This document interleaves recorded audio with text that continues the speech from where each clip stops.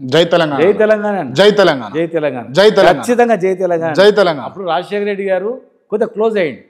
అయ్యే వరకే టికెట్ ఇస్తాను పేపర్లు వచ్చే వరకే ఈయన వెళ్తాడేమో, టికెట్ వస్తే రాజశేఖర రెడ్డి దగ్గర ఉన్నాడు అన్నట్ల ప్రచారం. మీ కూతురు పేరు మీద 7 ఎకరాల భూమి బ్రాహ్మణులకు సంబంధించింది, మీరు దౌర్జన్యంగా ఎక్కిచ్చిర్రా?